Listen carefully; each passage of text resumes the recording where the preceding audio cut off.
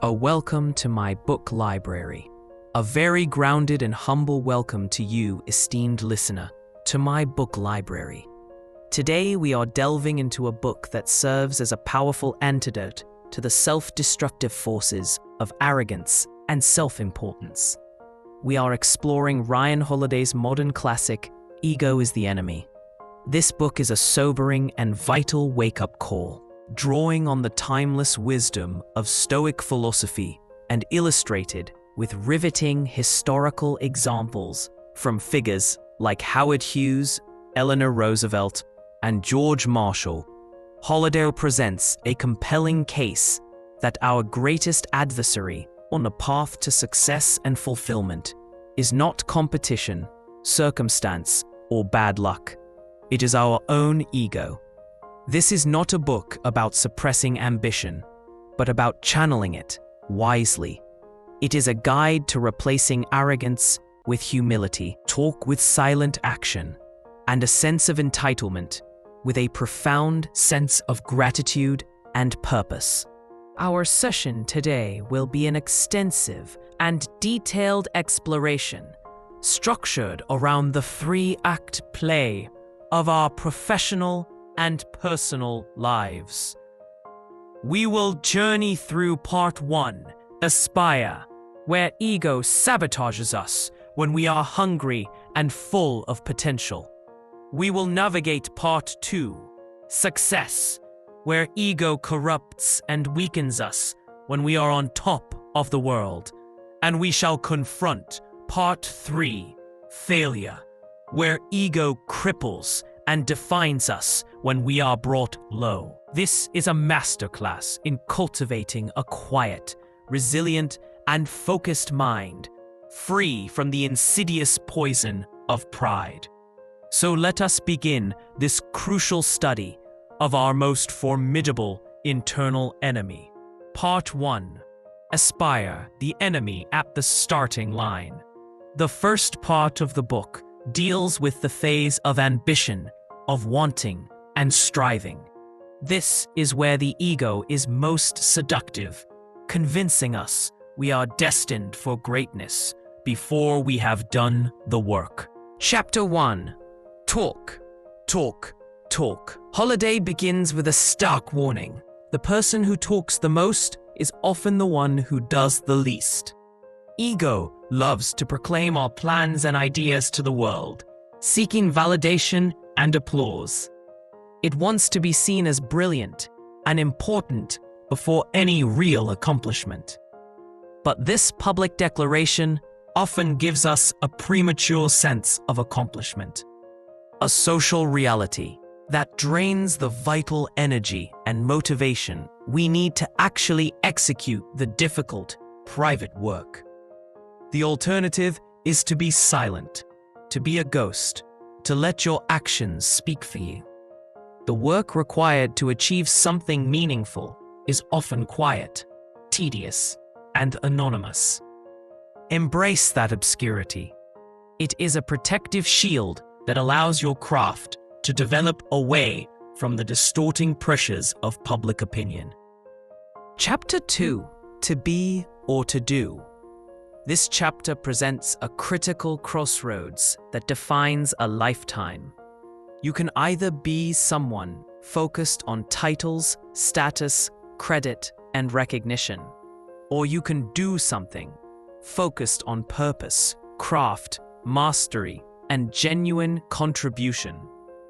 The ego, in its fragility, almost always chooses to be. It wants the corner office, the fame, the credit, the validation of a job title. True, enduring greatness chooses to do. It is obsessed with the work itself. Holiday uses the powerful example of John Boyd, a brilliant but volatile military strategist. Boyd chose to influence the world from behind the scenes, foregoing promotions and public acclaim to focus entirely on his revolutionary theories of conflict. His legacy, his doing, fundamentally changed modern warfare and was far more impactful than any title or award he could have held. The question to constantly ask thyself is, am I in this for the badge or for the work? Chapter 3. Become a student. The ego believes it knows enough.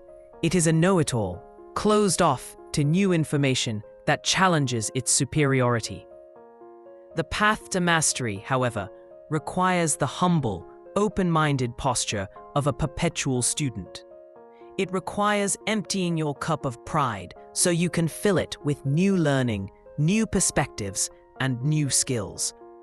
Holiday urges us to be relentless in our pursuit of knowledge. Find mentors, living or historical. Read voraciously. Be endlessly curious. The more you learn, the more you realize the vast expanse of what you don't know.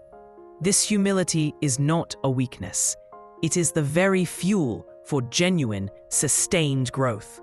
The student mindset accepts that there is always a higher level, always a better way. Chapter 4. Don't be passionate, be purposeful. Our modern culture worships at the altar of passion, but Holiday argues this can be a dangerous trap. Passion is often self-centered, emotional, and fragile. It's about what we want, how we feel. It can burn hot and then fizzle out at the first sign of difficulty. Purpose, on the other hand, is quieter, more resilient, and less dependent on external validation or internal emotional states. Purpose is about what we are here to contribute, the problem we are meant to solve, the craft we are meant to master. Ego is passionate and loud. Purpose is grounded and steady. The key is to focus on finding a mission that is bigger than thyself, one that can sustain thee through the inevitable drudgery and setbacks. Chapter 5. Follow the canvas strategy. When thou art just starting out, thy primary task is not to grab credit, but to make those above thee look better. Thy job is to find canvases for other people to paint on. Clear the path for the people thou report to, and thou shalt eventually create a path for thyself. This strategy is about being relentlessly useful, resourceful, and proactive. Execute the tasks others find beneath them. Anticipate needs. Solve problems before you are asked. In doing so, you accomplish 3 things. You learn the intricacies of your field from the ground up. You build immense trust and goodwill with decision makers, and you position yourself as an indispensable asset, ready for real responsibility when it comes. Part 2. Success, the enemy at the peak. This is the most dangerous and seductive phase. Success doesn't kill the ego. It feeds it, inflates it, and makes it more vulnerable than ever before. The lessons of the aspire phase are often forgotten at the summit. Chapter 1. Always stay a student. Success can create the illusion that you've arrived, that you are the master and have nothing left to learn. This is a fatal error. The moment you believe you are the definitive expert is the moment you become rigid, closed-minded, and begin your inevitable decline. Holiday emphasizes that the solution is to remain a lifelong apprentice. No matter how high you climb, there is always more to learn, and there is always someone, somewhere, who is better than you at some aspect of your craft. Cultivate intellectual humility. Ask questions. Admit what you don't know. This keeps you adaptable and growing. Chapter 2. Don't tell yourself a story. Success often leads to a subtle and dangerous form of narcissism. We start to craft a grand, self-aggrandizing narrative about our own genius, our inevitable rise, our unique destiny. We begin to believe our own press clippings and confuse the story with the reality. This storytelling makes us brittle. It makes us unable to handle constructive criticism, blind to our own flaws, and utterly unprepared for the setbacks that life will inevitably deliver. The remedy is a ruthless commitment to objectivity. See your success for what it truly is, a combination of disciplined hard work, a healthy dose of luck, timing, and the invaluable help and support of countless others. Stay connected to the messy, complicated reality, not the clean, heroic fiction of your own making. Chapter 3. What's important to you? Ego, now fueled by the rewards of success, performs a bait and switch. It subtly shifts our focus from the intrinsic value of our work to the extrinsic rewards: money, fame, power, accolades, and status. We start making decisions not based on what is right or what aligns with our purpose, but on what will protect and enhance our newfound status.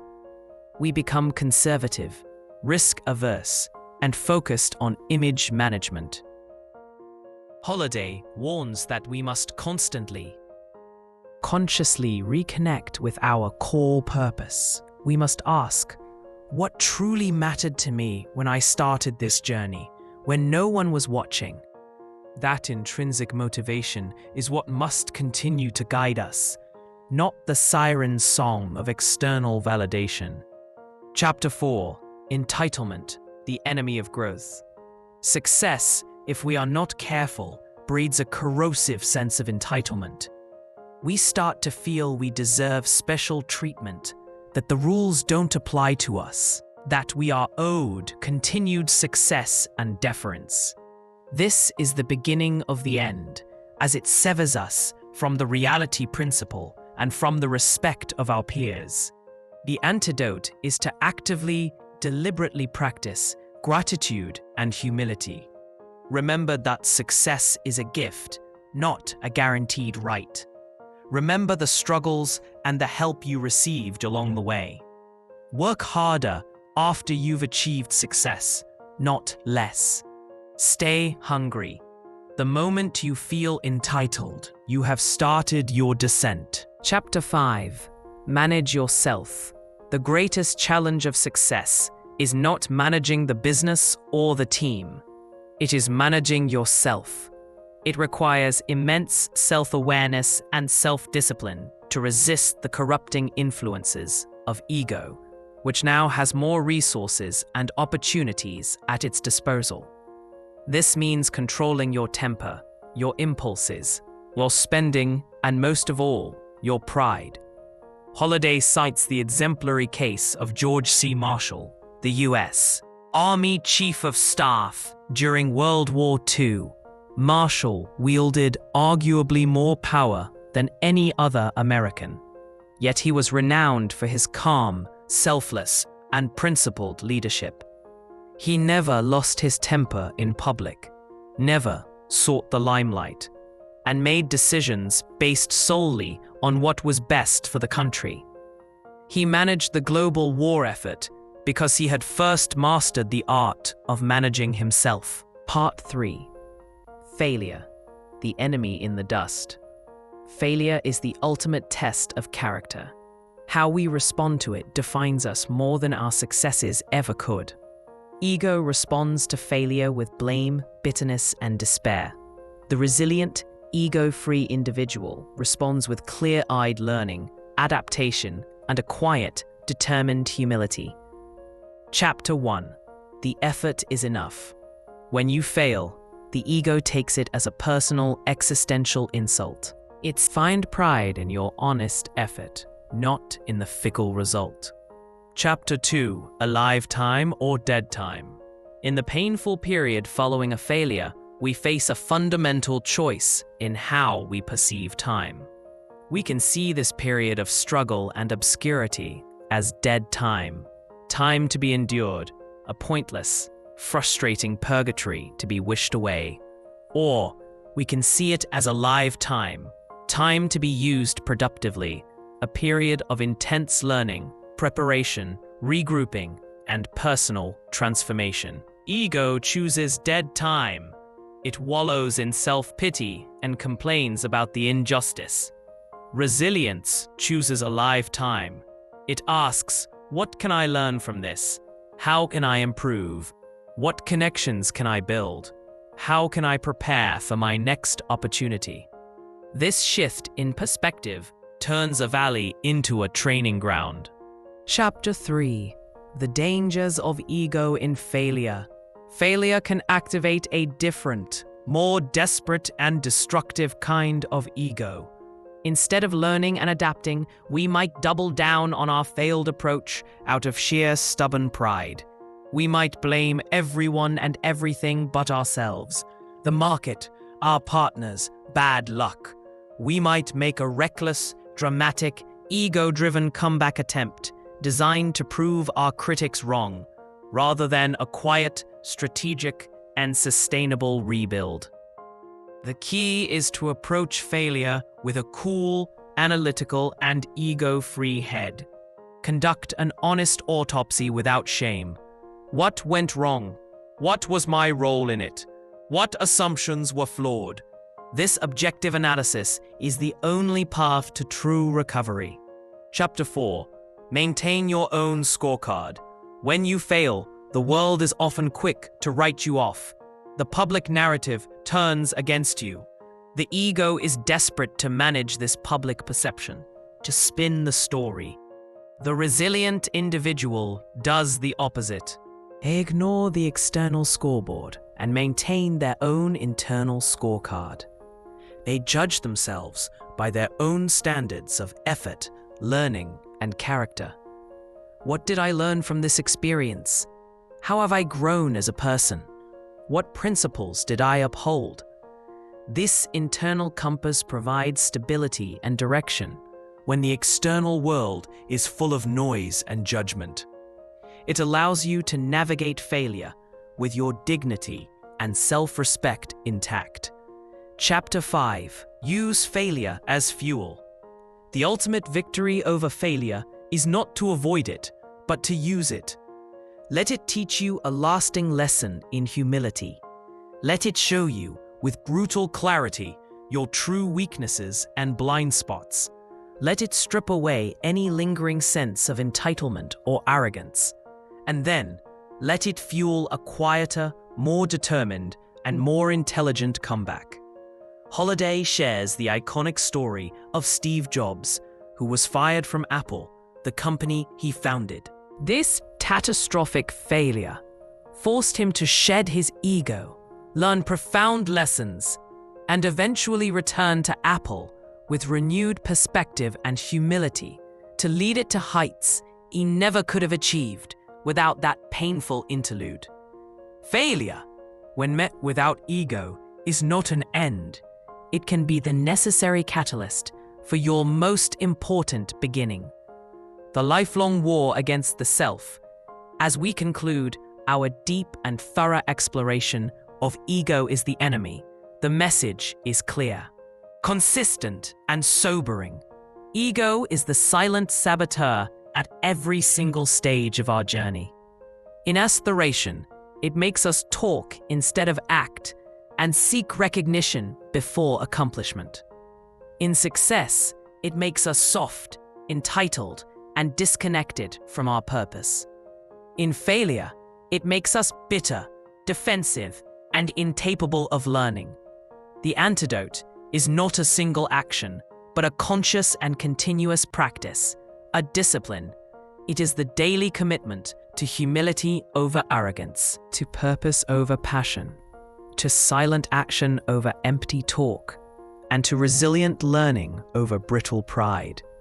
It is the commitment to being a student for life, to doing the work for its own sake, and to maintaining your poise, character, and internal scorecard in both victory and defeat. This is not a one-time battle, but a lifelong war against our own pride.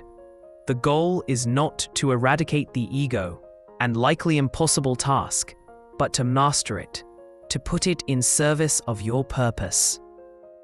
not your pride. To use your ambition as a fuel, not let it become a fire that consumes you. Thank you for your valuable time and for listening to this comprehensive audio summary in My Book Library.